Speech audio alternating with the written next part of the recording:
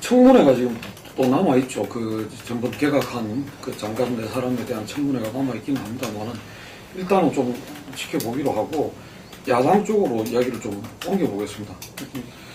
문재인 체제가 출범한 지가 이제 한 20일 남짓이니까 아직까지 뭐 이렇게 20일이 채 안 됐네요. 뭐 이렇다 저렇다 이야기하기는 좀 이런 감이 있습니다만 어떻게 보시는지 좀 평가와 더불어 가지고 야당이 안고 있는 문제들에 대해서 좀 한번 짚어보는 이야기였습니다. 문재인 체제는 일단은 뭐 비교적 뭐 순항을 일단은 좀 하고 있는 거 아닌가 이제 생각이 이제 들어요. 물론 뭐 출발 직후에 뭐 이제 몇 가지 이제 논란거리가 뭐 있고 또 좀 실수도 뭐 있고 이제 그랬습니다만은 일단은 뭐 외형적으로 나타나는 게 뭐 여당하고의 지지율 격차가 정말 아주 뭐 근래 없이 이제 그 좁혀진 이것 자체, 그리고 문재인 그 대표의 그 대선 주자로서의 지지율이 지금 상당히 이제 그 빠르게 이제 회복이 된 거, 뭐 이거로서는 지금 뭐 문재인 체제는 상당히 좀 고무될 법한 이런 상황인 거로 이제 봅니다. 비교적 여러 가지로 의식을 해서 좀 의식을 한 그런 흔적들은 역력히 나타나는 것 같아요. 당직인선 봤을 때 일단은 그 친노 색채를 철저하게 이제 배제하려고 한 거, 이거는 이제 뭐 비노 진영에서도 어느 정도 다 인정을 해가지고 뭐 인사 문제에 관해서는 왈가왈부하지 않는 그런 이제 뭐 모습인 거 이제 같고. 대체로 문재인 대표가 그동안에 있었던 여러 가지 그 친노에 대한 어떤 비판을 감안해가지고 여러 가지 상당히 좀 조심스러운 그런 이제 행보를 보이고 있는 게 어느 정도 좀 당의 분열을 과 갈등을 좀 일단은 좀 진정시키는 데 역할을 했다, 이렇게 평가가 이제 됩니다. 하지만은 뭐 일단은 뭐 지금 뭐 아직 뭐 평가를 하기가 이제 이런 거는 일단은 그냥 당의 어떤 심각한 갈등으로 가지 않았다는 정도의 이제 의미지, 그렇다고 해서 어떤 뭐 특별한 어떤 점수를 많이 또 딸 수 있는 그런 성과를 갖다 올린 건 아직 없는 뭐 그런 것이 있고, 그리고 아마 4월 보궐선거가 좀 공천이 지연대가 되지 않겠는가 생각이 들어요. 일단은 이제 공천에서 이 그 친노 배제의 어떤 이 딜레마, 당장 문제가 될 것 같은데, 상당히 고민을 하는 대목이 될 것 같은데, 그 후보 지금 희망자들 몇몇을 봤을 때 이걸 어떻게 할 것인지, 당내의 어떤 동의를 어떻게 얻어나갈 건지, 그리고 실제로 그 최종 승부가 어떻게 될지, 아마 그것이 문재인 체제의 좀 이제 1차 좀 이제 고비가 되지 않겠는가, 그렇게 이제 예상을 합니다. 문재인 대표 최근 한 2, 3주간은 아주 본인으로서는 좀 좋은 환경이다. 본인의 지지라든가 이런 걸 높일 수 있는 좋은 환경이다라고 좀 봐지고요. 좋은 환경이라고 하는 것은 일단 여당과 대통령에 대한 국민들의 불신이 최고로 증폭된 시점이다. 그동안 여당에 대한 지지가 떨어져 여당에 대한 지지로 옮겨가지 않았었는데요. 2년 이상 여당에 대한 실망이 있으면 일정하게 야당한테 갈 수밖에 없는 이런 게 있고요. 또 하나, 당내에서 사실상 우리가 이야기하는 그동안에 대표 경선 과정에서는 친노 비노의 그룹이 상당히 캠페인하게 대립한 것처럼 보였지만 끝나고 나니까 비노라고 하는 쪽에 대한 고심점이 사실상 없어 보인다는 거죠. 그렇기 때문에 상대적으로 지금 문재인 신임 대표는 좋은 환경을 지금 당분간은 2, 3주간은 가지고 있다는 거고요. 그러면서 개인에 대한 차기 대권 지지도, 당에 대한 지지도가 같이 올라가는데, 이 역시 뭐 이렇게 볼 수 있겠죠. 문재인 대표에 대한 잠재적인 지지층이 대표로 공식화되니까 여론조사에 적극적으로 응답하고 있다는 거고요. 당에 대한 지지가 올라간 것도 기본적으로는 2년 이상 계속된 여당에 대한 실망이 이제 일정하게는 야당에 대한 지지가 올라갈 수가 없는 측면이 하나 있고, 또 하나는 새정치민주연합을 구성하고 있는 두 축 중에 한 축은 이제 이번 전대를 계기로 해서 우리 당이라는 생각이 강화됐다. 두 축이 한 축이 뭐냐? 구성하고 있는 친노라든가 친문을 중심으로 한 쪽의 한쪽과 다른 한쪽이 뭐 전통적인 민주당 계열 쪽인데, 그동안은 둘 다 우리 당이라고 생각하지 않았거든요. 친노는 친노대로 아니면 전통적인 민주당 세력들 했는데, 적어도 이번에 전대에서 문재인 대표가 되면서 친노 친문 세력들은 우리 당이라고 생각하는 게 강해져서 여론조사에 적극적으로 응답하면서 30%를 넘기는 이런 지지가 나오고 있다라고 봐집니다. 대신 내부의 당직에 대한 탕평 인사에 대해서 논란이 없을 만큼 되게 했다라고 얘기하는데 과연 그 정도일까? 내부에서 사실 반란도 나오고 있는 것 같습니다. 뚜렷하게 무슨 뭐 친노니라고 말할 수 없지만 범친노라고 얘기할 수 있는 인물이 대부분 포진하고 있다. 한두 사람 빼고는 그게 다른 한편으로는 현재 새정치민주연합의 인적 구성 자체가 꼭 딱 집어서 친노를 하기는 그렇지만 대체로 전반적으로 범친노라고 할 수 있을 정도로 패권을 구축되어 있는 그런 걸 반영해 주는 것이 아닌가라는 생각이 들고요. 그래서 이후에 공천 진행되는 과정 또 5월까지 이어지는 내부의 또 원내대표 새로운 경선 과정 속에서 문재인 대표가 나머지 기간 동안에 이른바 조금 과도하게 간다거나 패착을 두게 된다는 그런 문제가 다시 또 재론되지 않을까 합니다. 당장 수석 부총무 임명을 둘러싸고 지금 주승용 최고위원하고 문 대표하고도 좀 논란이 있는 과정을 보면 그런 문제가 잠재되어 있다는 생각이 듭니다.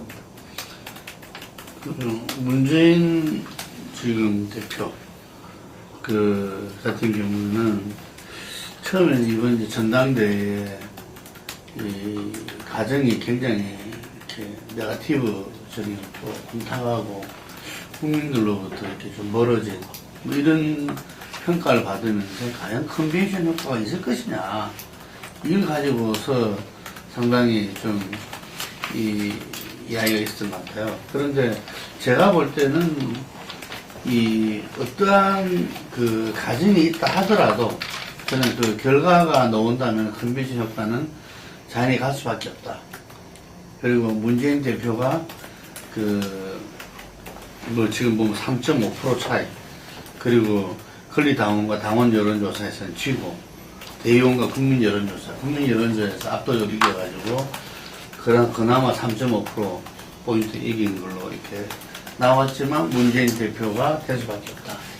라고 하는 것은 뭐냐면 저는 크게 봤을 때 우리가 정치적인 어떤 예측을 할 때 제일 중요한 게 하나의 그 시대의 흐름, 국민들이 어떤 요구하는 어떤 전체적인 어떤 이렇게 하나의 그 흐름이 중요하다고 보여집니다. 그렇기 때문에 지금 질이 멸렬했던 야당한테 그래도 뭔가 책임질 수 있는 어떤 대선 후보로서의 어떤 존재감이 필요했던 거고, 거기에서 저는 뭐 국민들이 대선에서 TV 토론하는 거, 전당대에서 TV 토론하는 거 보면 얼마나 전부 다 지지하는 사람이든 안 지지하는 사람이든 얼마나 뭐 그랬겠어요. 그런 가운데서도 압도적인 지지를 갖다 문재인 대표한테 한 거는 저는 그런 연유다 보고, 그렇기 때문에 컨벤션 효과가 나타날 수밖에 없다. 이렇게 저는 생각을 했더랬어요. 그래서 지금 이제 뭐 25%대를 넘는 지지율은 말하자면 옛날에 대세론 속에서 있었던 그런 후보들이 다른 후보와의 격차로 볼 수 있다. 그래서 향후에 야당의 대선 후보는 저는 1차적으로는 문재인이냐 아니냐로 정리됐다 이렇게 봅니다. 이게. 그래서 이 문재인 대표가 처음 출마할 때 이 야당 대표로서 과연 대선 후보까지 갈 수 있겠느냐. 총선이라는 또 이 과정을 넘어야 되겠지만 그것뿐만 아니더라도 상당히 현재 야당의 정서와 지금까지의 역사가 대표가 되면은 좀 지나면 그냥 그 대표를 갖다 전부 다 당 내에서부터 이렇게 해서 추락시키고 이랬는데 그런 부분들이 많음에도 불구하고 어쨌든 정명승부를 던졌거든요. 그래서 저는 문재인 대표는 지금 하나하나 과정이 어떤 면에서는 대선이다. 이게 지난번에 경륜 부족으로서 국민들한테 보여주지 못했던 자기의 모습을 이제 국민들한테 하나하나 지금 보이는 모습이다. 그래서 좀 있으면 뭐 문재인 플랜을 발표한다. 뭐 이러면서 어쨌든 그동안 자기 측근들 이야기에 의하면 굉장히 준비를 많이 해왔다. 국민들한테 여러 이렇게 음식을 이렇게 보여줄 준비를. 저는 그러면서 또 한편으로 금방 우리 김 박사님께서 말씀하신 대로 야당의 지지자들이 그래 한번 우리한테도 한번 기대를 가져보자. 예를 들면 박근혜 지지했던 사람들이 여전히 이렇게 한번 지켜보자는 마음이 있듯이 이제 야당을 지지했던 사람들도 문재인 후보를 지지했던 사람들도 우리 당 가져보자라는 분위기가 형성이 됐기 때문에 이 부분들이 대선 주자에서는 현재 김무성 대표라든지 분이 저런 어떤 스탠스를 가져 나갈 때는 당분간 지속될 수밖에 없다.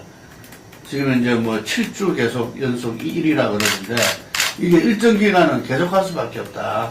그런 생각이 듭니다. 그런데 지금 탕평 인사하고 이런 부분들이 개파의 기억자도 안 나오겠다 그랬는데 실제로 지금 이제 현재 인사를 발표한 나머지 예를 들면 민주정책연구원장이라든지 이런저런 부분들에서는 이제 그 내에서도 좀 실질적인 역할을 하는 기능을 하는 곳인데 거기에서는 사실상은 친노 인사를 하려는 또 움직임들이 있는 것 같아요. 이게 그래서 그런 부분에서 친노라는 어쩔 수 없다라는 패권주의 모습을 갖다가 결국 드러내느냐 아니냐 이런 부분도 하나의 중요한 부분이고 박근혜 대통령과의 이 각을 뜨면서도 예를 들면은 통 크게 예를 들면 이번에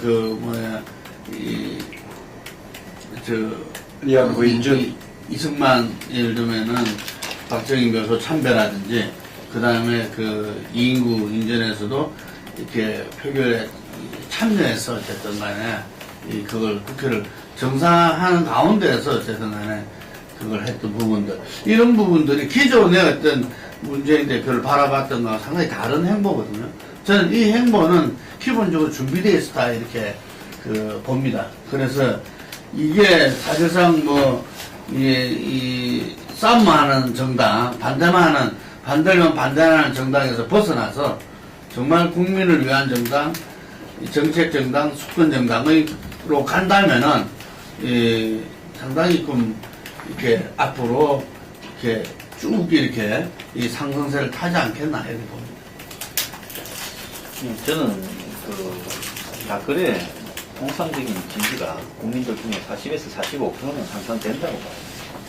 근데 이런 부분들이 야권이 대선 이후에 지지 면전하고 또 명확한 야권의 주자가 부각되지 않고 하니까 새정치연합의 지지율이 20%대로 떨어지고 그다음에 야권의 주자들 지지율이 10% 안팎으로 이때까지 있었는데 전당대회를 거쳐서 문재인이라는 인물이 부각이 되기 시작하니까 떠나갔던 야권이 지지자들이나 지지를 유보했던 사람 야권 성향의 지지자들이 다시 이제 야권 지스토키로 돼서 돌아오고 있다고 보는 부분이라고 봅니다.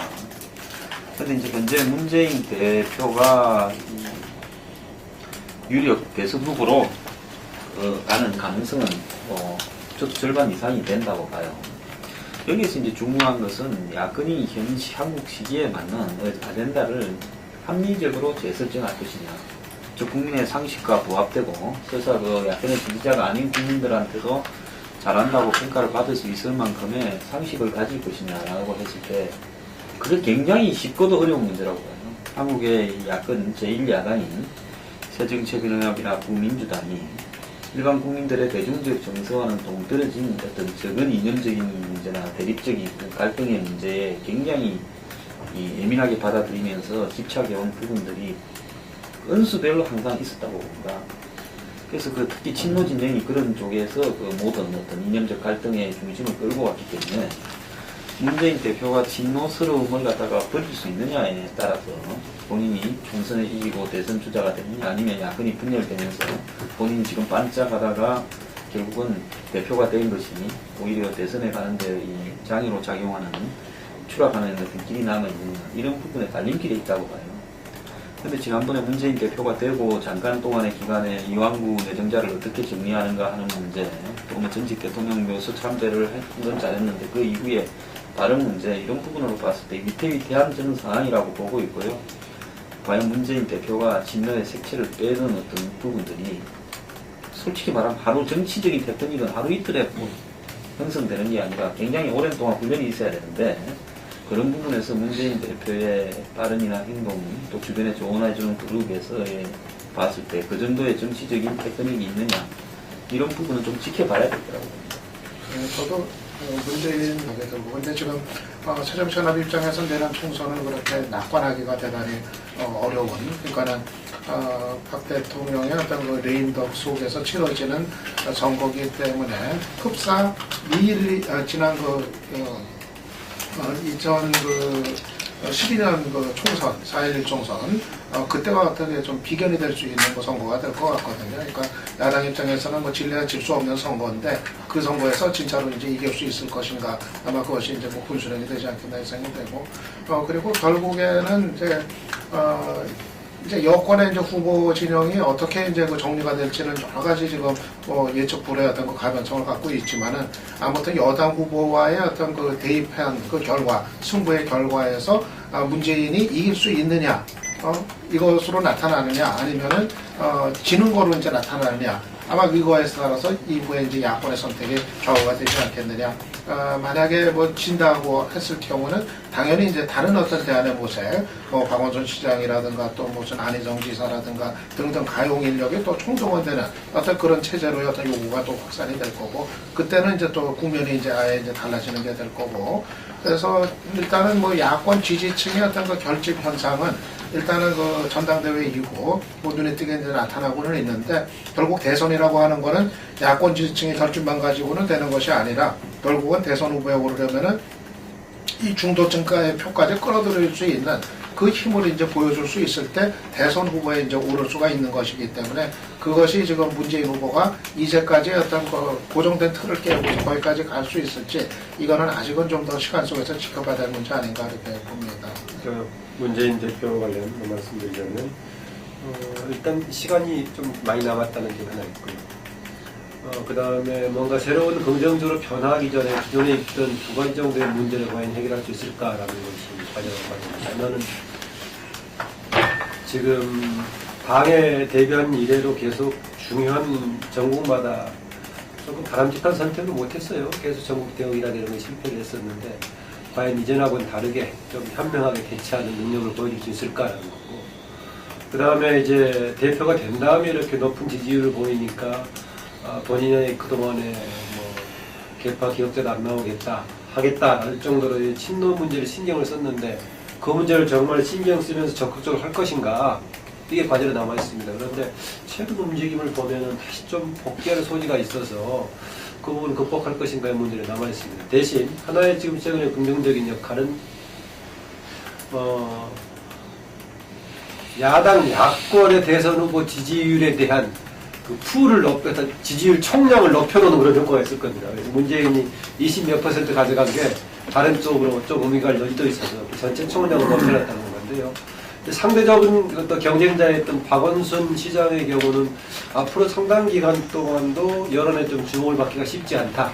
총선 과정 거치고 하면 아무래도 당 중심으로 진행이 되기 때문에 본인은 여론에서 비껴나가서 그렇게 시기적으로 좀 좋지 않은 것 같다. 박원순 시장으로서는 그렇게 봅니다. 네, 하나만 좀 결국 문재인 대표가 이제 친노를 완전히 넘어설 수 있을 것인가는 결국은 내년 총선에서 이제 판가름이 최종적으로 일단은 날 거라고 이제 보거든요. 저는 아마 그때 되면 또 이제 여당하고의 어떤 그 혁신 공천 경쟁, 이것이 뭐 불을 보듯이 이제 변하는데, 결국은 문재인 대표가 그 친노 프레임을 넘어서려면은 저는 이런 게 있어야 된다고 봐요. 그 좌파 의원들 가운데에서 정말 핵심적인 인물들 몇이라도 정말 불출마 선언을 어떤 끌어내는 아마 그런 어떤 가시적이고 구체적인 어떤 행동, 이런 거로 갔을 때 비로소 이제 친노의 어떤 프레임을 넘어서려는 어떤 실천력, 이런 것도 인정을 받고, 그리고 그 여당과의 어떤 그 공천혁신 경쟁, 이것도 또 뒤지지 않고 이제 갈 수 있다고 그렇게 보기 때문에. 근데 모르겠어요. 문재인 후 대표가 지난 대선 때 보여줬던 모습 봤을 때는 과연 그것까지 하려고 할지 여전히 나는 의구심이 굉장히 크기 때문에 저는 그거가 좀 상당히 좀 의미 있는 가늠자가 될 수도 있을 것 같다, 그렇게 봅니다. 저는 좀 짧게 그 부분을 이야기하면, 제가 말은 이제 야권의 대선 후보는 문재인이냐 아니냐라는 부분들은 뭐 한참 뒤에 문제가 지금 현재 그렇다는 거죠. 예를 들면 문재인, 박원순, 안철수 이렇게 그 야권의 대선 후보가 이 경합을 했다면은 지금 현재는 이제 문재인으로 거의 현재 시점에서는 우뚝 선 케이스고, 이게 상당 기간 갈 수밖에 없다. 말한 대로 총선 전까지는 이 흐름으로 갈 거라는 이야기고, 그다음에 금방 말씀하신 대로 총선 전에 친노 핵심들이 불출마해서는 저는 그걸 요구하는 건 좀 아니라고 봐요. 왜냐하면 친노 핵심들이 거의 다 수도권 의원들이거든요.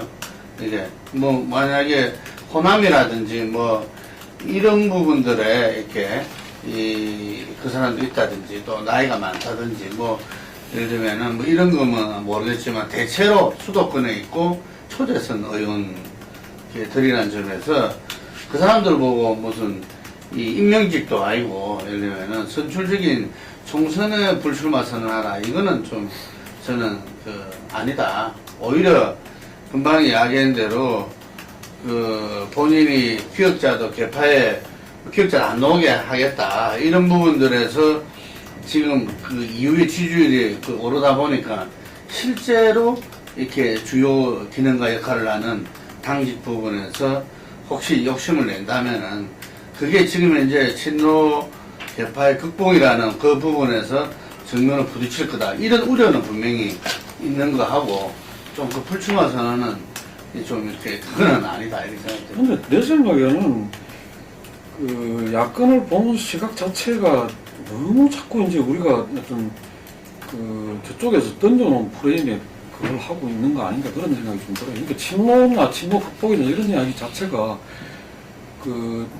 문재인이 갖고 있는 특성 중에 하나가 대선에 한번 출마를 했던 사람이다.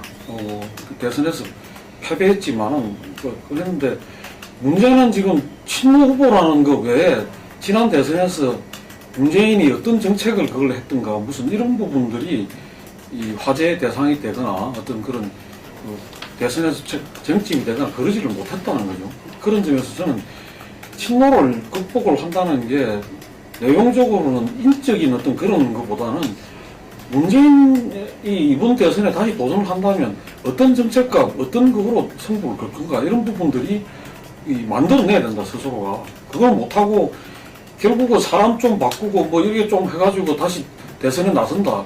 그거 갖고 성공하겠느냐. 저는 그렇게 안 본다는 거고. 두 번째는 문재인이 이때까지 행보를 보면 노무현적인 요소가 상당히 있어요.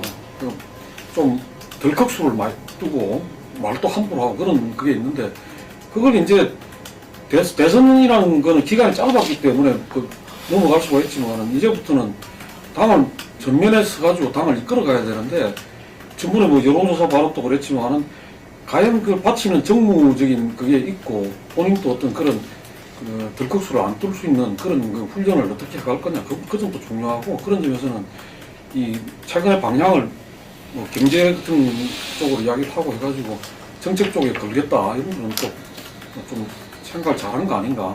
좀 더 실질적인 내용을 그렇게 만들어내는 건 좀 지켜볼 대목이다. 그렇게 생각합니다. 문재인 플랜을 준비하고 있다 그러더라고요. 그런데 그 친노 얘기가 나오는 것은 구체적인 그런 사람으로 기결이 되지만은 그동안에 당이라든가 대야권 관계에 세웠던 행태를 포함하는 거 아니겠어요? 배타적인 이런 문제라든가 또 상황하고 어울리지 않는 급진선이라든가 이런 것을 좀 시작했던 것 같고 또 경험적으로 봤을 때도 안철수와의 관련 또 기존의 민주당과의 관련도 결국 파탄이 났던 것이 그런 변수가 있었기 때문에 그런 것을 포용하는 야권의 명실상부한 대표가 되기 위해서는 그 문제를 극복하지 않으면 안 된다라는 지점이 좀 공유할 수 있는 것 같아요. 그래서 그걸 너무 프레임으로 얘기하기는 어렵다라고 가지고 오히려 그것 때문에 조금 우려가 되는 것이 문재인 대표가 나중에 이제 후보 경선 막바지에서는 뭐 기억자도 안 나오게 하겠다라고 했지만 앞에는 그 친노라는 게 없는 게 언론에서 만드는 프레임이다 이렇게 주장했어요 본인도요. 그렇다고 본다면 없는 것을 어떻게 없앨 것인가 그거죠. 그게 우려되는 인식 같기도 하고 좀 그렇습니다. 예, 이야기를 어차피 지금 맞물려 있는 것 같으니까 뭐 여야가 뭐 또 이제 마찬가지입니다만 지금 3월 넘어가게 되면 4월 재보선이 그렇게 뭐 숫자가 많거나 어떤 그런 건 아니지만은 어차피 이게 또 어떤 정치적으로 평가를 받는다는 측면에서는 어차피 중요한 대목이 될 거기 때문에 이 여야가 이게 재보선을 어떻게 준비하고 맞을 것인가 또 전망을 어떻게 봐야 될 건가 그 다음에 또 이 이야기를 하게 되면 야권 지금 제도권 밖에나 새정치연합 외 부분에 다양한 움직임이 있어가지고 이 부분은 또 어떻게 정리되거나 외화될 건지 이런 부분도 같이 좀 짚어봐야 되지 않겠나 생각이 듭니다. 그래야 이거 좀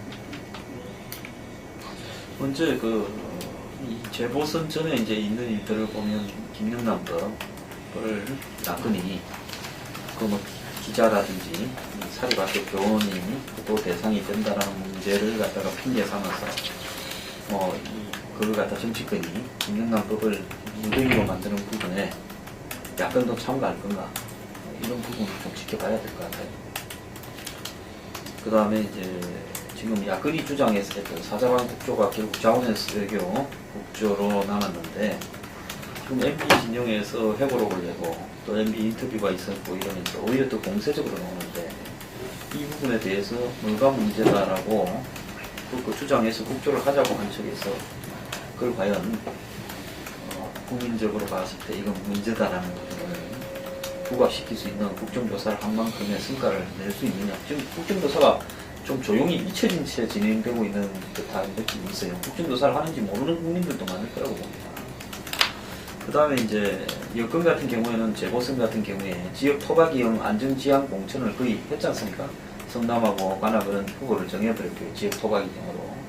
뭐 호남도 지금 뭐 사실상 후보가 정해져 있는 상황인데 이런 부분에서 야권은 과연 내부의 국민 모임이라든지 야권 탈당파들이 정의당하고 뭉쳐서 거기에 후보를 내고 또 통진당 세력이 나오고 지금 새정치연합 후보가 나오고 했을 때 3자 대결을 어떻게 정리해낼 수 있고 또 새정치연합 외에 다른 야권들이 득표력이 얼마나 될 건가 이런 부분에서 승리를 담보할 수 있는가 이런 부분에 따라 가지고 문재인 후보의 이 재보선 이후에 향후 입지가 좀 결정이 되고 그 다음에 야당의 탈당과 분당 이런 부분이 결정이 좀 되지 않겠느냐 그렇게 보는데 현재로서는 야권이 4월 재보선의 이후에 급격하게 분당되거나 분열되는 국면은 좀 없을 것 같아요. 뭐 재보선에 있어서 한 석 정도 졌다 하더라도 시간이 좀 더 걸릴 건데 그렇게 되면 이제 야권 내에 비판론자들이 이제 지속적으로 문재인 지도부에 대해서 문제를 공개적으로 제기하면서 이제 서로가 분열되어가는 시작이 될 거라고 봅니다. 그렇기 때문에 하반기나 가야 분당이나 이런 것들이 현실화될 수 있을 것 같아. 저는 그렇게 봅니다. 세 군데 가운데 뭐 지금 각 당의 얘기대로면은 광주 제외한 두 군데는 새누리당의 승리로 귀착될 가능성이 크다. 그렇게 뭐 봐야 될 것 같아요. 지금 뭐 광주야 이제 뭐 야권 내부에 이제 대결이 될 가능성이 좀 커 보이고요. 새정치연합하고 또 이제 뭐 국민모임하고 또 이제 통합진보당 오경민 후보하고 그런 3자 간의 야권 대결 구도가 보이고 거기는 뭐 어떤 식으로 뭐 그 구도 속에서도 결국은 이제 야권에서 누군가가 되지 않겠나 예상이 되는데 다른 이제 두 곳 같은 경우는 지금 뭐 야권 후보가 난립하는 상황에서는 현실적으로 답이 안 보이는 거 아닌가. 새누리당의 어부지의 승리 가능성이 대단히 높지 않을까. 그렇게 이제 뭐 판단이 됩니다. 문제는 이거를 조정할 수 있는 방법이 현실적으로 과연 가능할 것인가 하는 점이 될 것 같아요. 일단은 이제 통합진보당 후보 이상규하고 또 이제 김미애 후보 나간다고 했을 때 기본적인 득표력은 예상은 되거든요. 당선 복까지는 아니라 하더라도 동정표라든가 또 기본적인 그 지역에서의 어떤 득표력 이런 것이 있기 때문에 아마 그 표만 가지고도 새정치연합 후보가 당선되는 데는 상당히 결정적인 좀 이제 타격이 되지 않겠는가. 표의 분산이 그렇게 예상되고 거기다가 또 이제 국민 모임이 정의당하고 공조를 하든 어떻든 간에 또 독자 후보를 또 낸다고 했을 때 사실상 새누리당 후보가 뭐 기본적인 득표력은 있다고 예상을 했을 때 그 상황에서 과연 이제 그것이 가겠는가. 그런데 조정의 방법이 없다는 거. 통합진보당 쪽 후보가 일단은 또 나오는 자기대로의 명분이 있는 거고 목표가 있는 거고 그리고 또 국민 모임도 결국 독자 대응한다고 했는데 결국은 뭐 세 군데 가운데 한 군데 넘겨받지 않으면은 또 거기서 뭐 중도 하차할 이런 명분이 또 없는 거고 그렇게 보면은 상황에 따라서 진짜 예정된 패배를 향해 가지고 두 군데에서는 가지고 서로가 어떤 세를 확인하는 그런 장으로 이렇게 돼버릴 이런 가능성도 뭐 배제할 수 없다고 보거든요. 그래서 이거를 과연 어떻게 조정할 수 있는 리더십이 저는 가능할지 굉장히 좀 어려운 문제라고 이제 생각이 돼서 어떻게 보면은 야권이 지금의 야권이 안고 있는 문제를 고스란히 보여주는 그리고 그거에 대한 평가를 받는 이런 장으로 어떻게 그냥 돼버릴 가능성도 크지 않겠는가 좀 그렇게 이제 봅니다. 구체적인 의석 이전에 지금 시작한 대로 야권의 경우는 자기들의 세력의 위상을 그냥 보여주는 선거가 될 가능성이 많다는 점에 동의합니다. 일반적인 정치 환경으로는 야권에 좀 유리하죠. 정세 구도도 그렇고 또 그다음에 지역구 지지 기반도 그렇고 그런데 세 군데 지역인 구체적인 후보 구도로 봤을 때는 야권에 유리하기 어려운 상황이다라는 말입니다. 성남 중원 최근에 여론조사 나온 걸 보면은 야당 후보를 집어넣은 가상 대결에서 30% 나온 줄 한 번도 못 봤어요. 물론 여당은 친상진이 이미 결정이 돼버린 상태고 야당은 뭐 은수미, 김창원, 무슨 홍은희 등 다 여러 사람이 거론되고 있으니까 아직 확정이 안 된 그런 질문이 있어야 합니다. 거기다가 저 보니까 그 가상조사에서 보니까 김미 후보가 7% 이상이 매번 나와요. 10% 넘기도 하고. 이제는 기본 득표력이 있어요. 네, 그래서 물론 실제로 갔을 때는 이제 사표 등이 감안해서 이제 당선 가능성 높은 야당이 1등할 때 쏠릴 가능성이 있지만 그런 걸 감안한다고 하더라도 성남 중원은 오히려 경합 속에서도 지금 현 여당이 좀 우세하다고 봐지고 그럼 나머지는 결국은 관악하고 광주인데 광주에서는 처음에 예상하고 다르게 민주당 밖에 후보에서 유력한 강력 후보를 내기가 쉽지 않다 지금 얘기해요. 민주당 계열에서 혹시 이탈표, 천정배정을 비롯해서 누가 나갈 거냐 변수가 하나 있겠고 국민 모임에서 지금 거기에 집중하고 있는데 과연 한 군데 지역에 집중한다 하더라도 그런 후보를 낼 수 있을까? 또 국민 모임이 아니니까 지역 차원에서는 다음을 따른 시민단체들이 협의회 구성해서 공동 후보를 추리하자 뭐 이런 얘기까지 나오고 있는데 그런 상황으로 보자면은 너무나 다자고도가 나오고 있고 확실한 재정령 밖에 중심이 없어서 거기는 그나마 시정팀 김대남 후보가 후보를 제대로 잘 정한다면 당선 가능성이 있어 보이긴 합니다. 그런데 관악을은 또 어려운 점이 현재 지역위원장 뭐 정태호든가요? 정태호 그대로 간다면 또 이제 친노 문제가 다시 또 불거질 가능성이 있고 또 그 전에 김희철 같은 경우에는 본인이 독자 나가면 당선 가능성이 있다고 볼걸요. 거기 감안하고 이상규가 나오든 아니면은 누굽니까 이정희가 다시 복귀해서 나오든 간에 다자고다가 거의 확실한 상황이어서 상대적으로 약한 여당의 오신한 후보여도 경우에 따라서는 여당이 가져갈 소지도 있는 그래서 구체적인 후보 구도로 봤을 때는 지금 야당이 그렇게 좋은 환경만 아니다라고 봐집니다. 근데 지금 이 재보선이 진보당이 헌재 판결에 의해 가지고 생긴 거다 이러면서 여당은 상당히 이 재보선 이번 4월 재보선의 의미를 좀 축소하려고 이렇게 하고 있죠. 그런데 이게 지금 저 인천 강한가요? 그 판결도 박상은이 아니 박상훈 말고 그 강화 박상훈 중동구고요. 예, 거기서 지금 대법 갔다가 이렇게 호법으로 이렇게 파기환송심도 우려가 있다. 그래서 인천까지 그래 되면 굉장히 확대된다. 이렇게 우려를. 야당 그 누구 저기 안덕수. 그게 이런 우려를 하고 있다 그러는데. 새누리 아니? 새누리. 실제로 제가 볼 때는 이번 재보선 지역으로 크기를 빼고 세 군데를 보자면은 지역을 보면 이 새정치 우세 지역들이죠 전부 다. 그걸 야권연대로 이렇게 후보를 이렇게 그 진보당에 이렇게 넘겨줬던 부분들이고. 그래서 어떤 측면에서는 새정치가 뭐 3석 혹은 2석 정도는 가져가야 이게 이 나름대로 그걸 한 케이스가 되는데 지금 제가 볼 때는 이 3대 뻔이 될 가능성이 또 크다. 이게 새정치가 한석도 못 가져갈, 예를 들면, 그럴 가능성이 크다. 그렇게 된다면은, 이 문재인 지도부는 흔들릴 수밖에 없다. 봐지거든요. 우선 먼저, 강주서를 보자면은, 지금, 사실 전당대회에서 아마 호남에 있는 이 새정치 당원들은 문재인 대표 체제를 인정 안 할 수 있어요. 우리가 이겼는데 강탈 당했다. 뭐 이렇게 생각할 수도 있다는 이야기죠. 이게.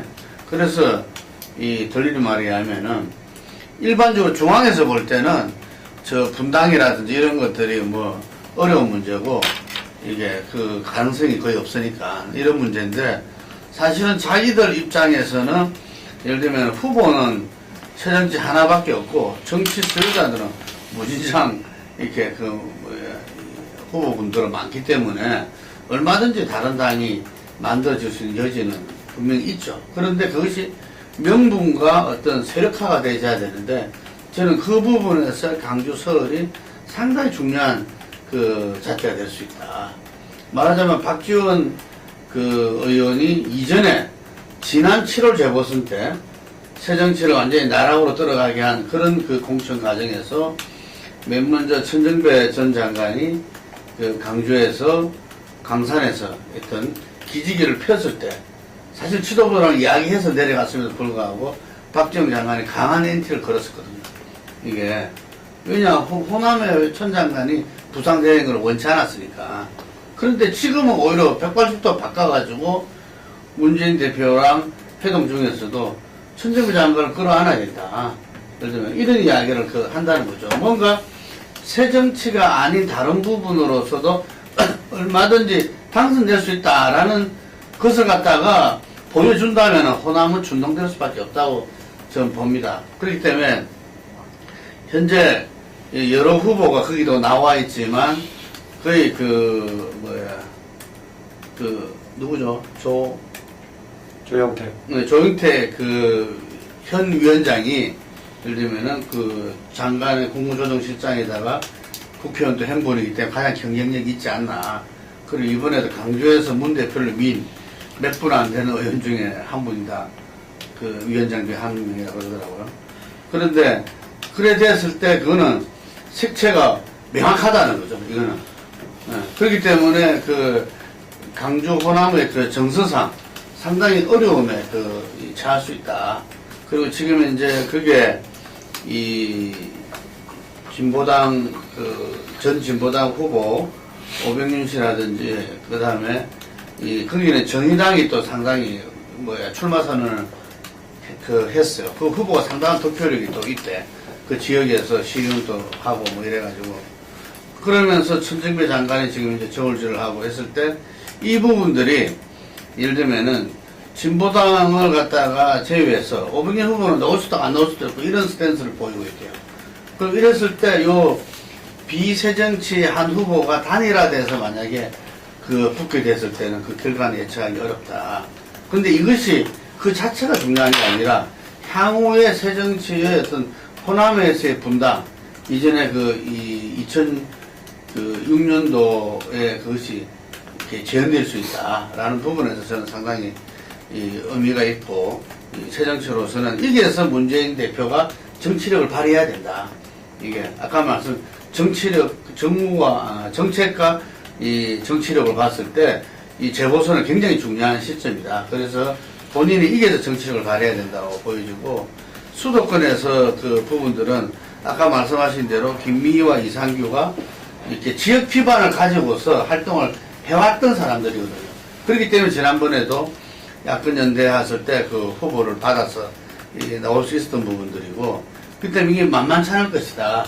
그래서 3대1 구도라고 해가지고 인류 다야 구도라고 하는데 저는 이 부분들을 오히려 이 수도권에서는 새정치가 이번에 아마 이 정면 돌파를 해야 될 것이다. 내년 총선에서 우리가 어쨌든 뭉쳐야 산다. 연대해야만 이긴다라는 부분에서 한번 정면 돌파를 통해서 예를 들면 그것이 어쩌면 유권자들이 어떤 이 단일화를 유권자의 이해한 단일화가 될 수 있도록 하는 그런 부분들이 지금 상당히 필요한 시점이다. 그렇기 때문에 이 인류 다야 구도에서 중원과 간압을 갖다가 넘겨주는 것은 어쩌면 정면 돌파를 제대로 해 나간다는 것은 그 결과에 너무 구애안 받을 수도 있다는 이야기죠. 예를 들면 그래서 그런 점에서 정말 수권 정당으로서 이번 재보선에 임하는 새정치의 어떤 전략과 정책과 그런 모습을 가지고 나가느냐가 그런 측면이 중요하다. 당락보다도 더 중요할 수 있다. 보여집니다. 근데 이제 문제는 새정치연합의 지금 이제 출마 희망자들의 면면이 상당히 좀 이제 약해 보여요. 그러니까 정말 공천에서는 최선을 다했는데 정말 명분 있는 공천을 했는데 야권이 분열이 돼서 어쩔 수 없이 졌다. 이게 먹히기가 지금 어려울 정도의 지금 그런 이제 후보 풀이 아닌가 하는 이제 생각이 이제 들거든요. 그러니까는 잘못하면은 명분도 잃고 실도 잃고 하는 실제적인 이런 이제 위험이 크다고 이제 보는데 구체적으로 보면은 지금 뭐 광주 같은 경우도 서울 같은 경우도 검명되는 게 주로 이제 관료 출신 인사들 뭐 옛날부터 그냥 이름 들었다 진부하고 거기서 누가 나온들 그거를 무슨 뭐 새로운 어떤 뭐로 받아들일 그 광주 민심도 지금 아니고 그래서 모르겠어요. 이제 차라리 이제 반전을 해서 천정배 카드가 나가게 됐죠. 그때는 이제 또 광주의 이제 민심이 어떨지 좀 봐야 될 부분이 되겠지만은 그리고 지금 이제 관악 같은 경우에도 지금 정태호 지금 같은 경우 한다고 했을 때 당장 이제 뭐 또 이제 친노공 시작부터 또 친노공천이다 그 논란에서 벗어나기가 이제 어려운 문제도 있겠고 그리고 뭐 청남도 이제 그렇지만은 야권 난립구도 속에서 이길 수 있는 승리를 기대해 볼 수 있는 어떤 파괴력 같은 거 이런 거를 기대하는 게 좀 이제 상당히 좀 딸린다 이런 문제인 것 같거든요. 관악도 그렇고 지금 성남 같은 경우도 뭐 은수미 뭐 김창호 뭐 누가 됐든 간에 그런 어떤 파괴력이라든가 또 개파공천 논란 이런 거에서 이제 벗어나기가 이제 어렵기 때문에 문제는 지금 거명이 되는 인물군에 가지고는 이 새정치연합이 이번 총선을 기약하는 게 굉장히 좀 힘든 상황 아닌가. 정말 어떤 새로운 인물을 뭐 투입하거나 뭐 그러지 않는다면은 뭐 어떤 명분을 세우기도 어렵고 그렇다고 당선을 기대하기도 좀 어려운 야권 분열 구도 속에서 좀 굉장히 어정쩡한 상태인 것 같아서 과연 문재인 대표가 그걸 어떻게 돌파할 수 있을지 좀 봐야 될 것 같아요. 이번 총선 아니고 이번 보선 얘기한 거. 보선에서 뭐 여당도 보면 솔직히 말하면 지역 토박이를 했어요. 저도 지역 토박이 한 게 전문급 공천을 안 했잖아요. 처음에 오세훈 뭐 김문수 뭐 김항식 이야기가 나오다가 여당도 뭐 이 패배 이후에 어떤 명분 정리를 갖다가 예정을 하고 갔기 때문에 솔직히 뭐 이 야권이 분열 소지가 있지만은 또 하나 민심에 대한 여러 가지 의문이 있지만은 야권이 유리한 선거라는 것은 맞는 것 같아요. 그래서 지금 이제 남은 이 앞으로 한 2달 정도의 기간에 정치 향배가 어떻게 좀 흘러가느냐에 따라 가지고 달라지기 때문에 뭐 현재 야권이 유리한 어떤 국면에서 절대적으로 유리한 국면에서 앞으로 남은 기간 동안에 문재인 지도부가 하기에 달려있다 저는 그렇게 봅니다. 예, 이 정도로 재보선 전망은 어차피 지금 공천 문제가 남아 있고 또 이제 구도가 어떻게 될 거냐 인류 다야 구도가 될 가능성은 없습니다만 그렇게 됐을 때 이제 민심이 어떻게 갈지 조금 더 지켜봐야 될 것입니다.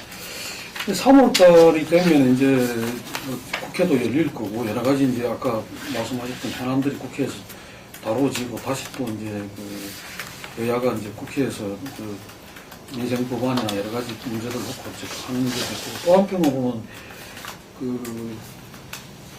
키리졸브 훈련이 합동 군사 훈련이 좀 다시 재개가 되고 이게 원래 훈련은 어떤 규모로 진행이 되고 또 한반도 긴장을 또 다시 고조시키는 해마다 그래 왔습니다만 그런 상황이 다시 또 재현될 것인지 걱정이 되기도 합니다.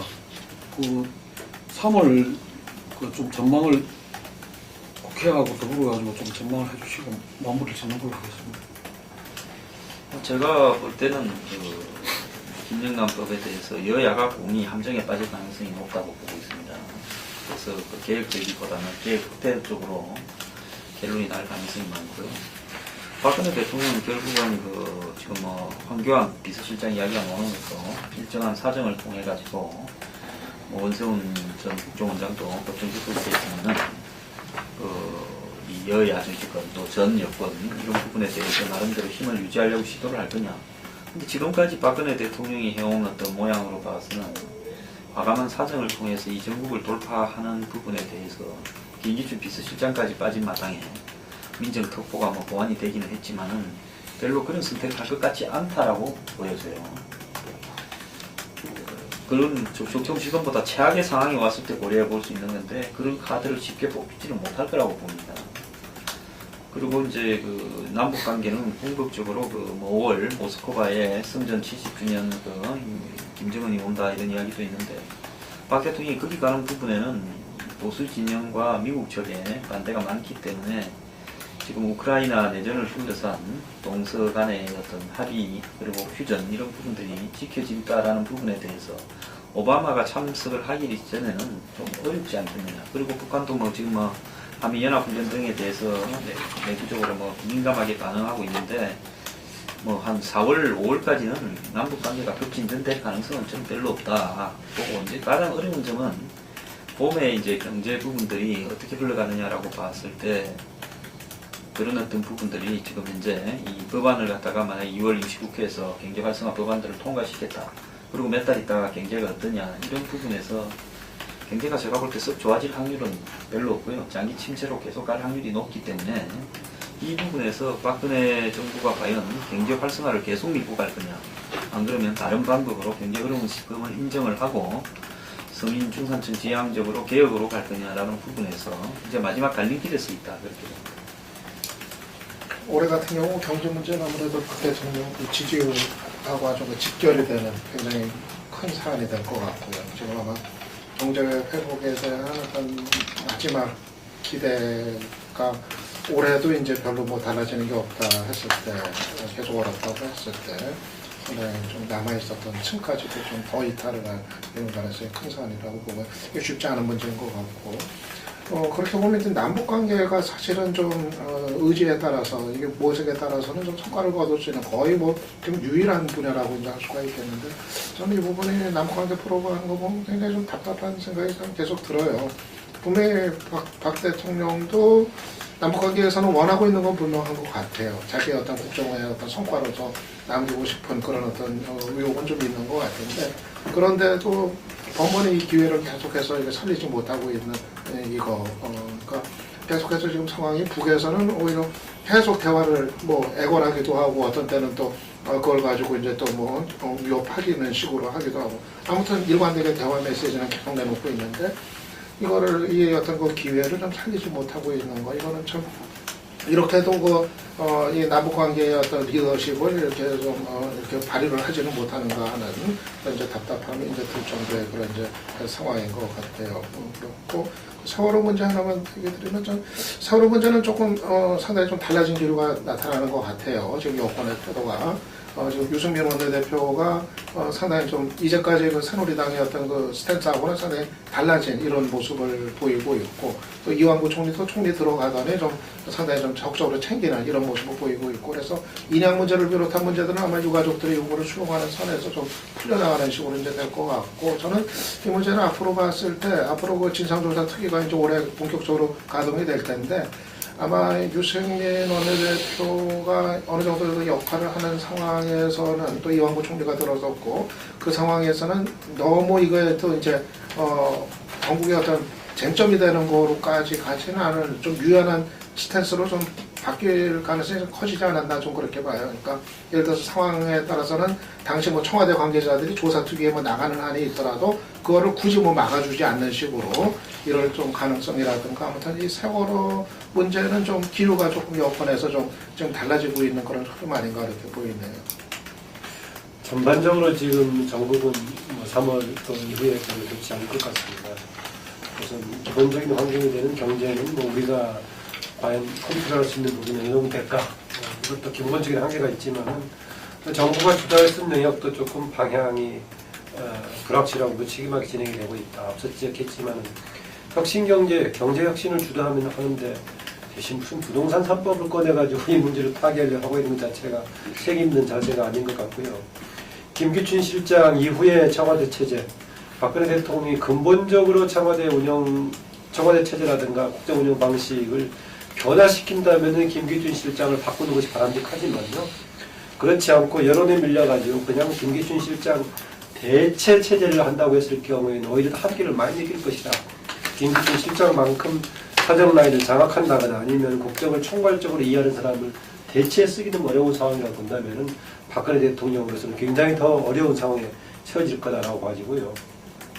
박근혜 대통령의 3년차의 중요한 명분의 가능성이 있다고 했던 두 가지. 하나는 우리 박사가 지적했던 바로 대북 관련 문제의 경우에는 최근에 장관 임명하는 걸 보면은 전혀 비전이 없어 보인다. 우리가 긍정적으로 기대했던 뭔가 3년차 획기적인 전환의 계기를 삼으려면은 일단 장관의 역할에 대한 기대가 있어야 될 것인데 6.1제 장관보다 더 존재감이 약한 사람을 이번에 새로 임명한 걸 보면은 대북 문제 그럴 가능성이 없어 보이고 공무원 연금 개혁 문제 또 하나 우리가 둘 중에 하나로 봤던 것은 이제 야당과의 관계를 어떻게 하느냐에 따라 진척의 여지가 있다라는 말입니다. 마지막으로 하나 또 세월호 관련 말씀드리자면요. 저는 어젯밤에 제가 기사를 보면서 이승훈 군 아버지하고 누난가가 행목항에서부터 강화문까지 산모일비한다는 것인데 뭔가 다른 쪽을 좀 도와주면서 우리가 좀 그런 건데 말려져서 안타까움이 있었습니다. 보니까 3, 4개월 동안 300일을 행목항에서 강화문까지 딸애하고 아버지하고 한다는 것인데 누가 대신 해줄 수도 없고 좀 어떻게 막아줬으면 좋겠고 해명하는 말을 좀 정부가 다녔으면 잘 처리해주기를 요망을 합니다. 근데 최근에 보면은 그 창조경제가 그 지역하고 대기업하고 1+1로 이렇게 결합되면서 분야별로 해서 이렇게 쭉 이루어졌어요. 최근에 그 상암에서 아마 이 CJ그룹이 그 정보와 그 산업, 이 컨텐츠, 미래 컨텐츠 산업을 가지고서 이렇게 대단히 그거를 행사를 했었는데, 그 다음에 놓은 기사를 보면은, 이게 보면 서울시장이 참석을 안 했어요. 예. 그래서 왜 참석을 안 했나 싶었던 거는, 원래 서울시하고는 이 미래 그 과학부하고 해서 창동에 어떤 대단히 그걸 갖다 하기로 했었다는 거죠. 그 주관사가 똑같은 다 CJ 두 군데인데, 그럼 CJ는 상하면서 행사는 그러면 구체적인 어떤 마스터 플랜을 가지고 했느냐. 급작스럽게, 예를 들면은, 그래서 그 다음에 어떻게 진행된다, 뭐, 1조 원을 가지고서 일산업에 뭔가를 갖다가 만들고 어쩌고저쩌고 했지만, 그것이 구체적인 어떤 플랜이 짜진 게 아니라는 이야기죠. 저는 그걸 보고, 야, 정말, 이 3년차의 어떤 이 경제, 박근혜 정부에서의 어떤 그렇게 지금 이제 몰두하고 있는 경제 활성화가 참 어렵겠다라는 어떤 이 불안감과 우려를 갖다가 갖게 되는데, 그것이 현재의 지금 이제 당정청의 어떤 삼각체제, 이것이 정말 다이내믹하게 돌아가면서 경제 활성화가 이루어져야 되는데, 오히려 이것이 잘못되어지면은 시너지 효과가 아니라 서로가 서로를 발목을 잡아버리는 이럴 가능성도 농후하다. 3월 달에 장관들의 인사청문회와 함께 아마 당정청 회의도 뭐 오늘부터 열린다고 하는데, 거기에서 어느 정도 판가름 나지 않을까 이렇게 보여집니다. 그리고 야당은 어쨌든 재보선에 있어서 후보 공천 문제, 이 부분 속에서 어떤 문재인 대표가 어떤 정치력을 발휘하느냐, 이런 부분들이고, 아까 말한 대로 김영란법이라든지, 그리고 이 자원외교 국조 같은 경우가 3월 말부터 청문회가 이렇게 시작된다고 그러더라고요.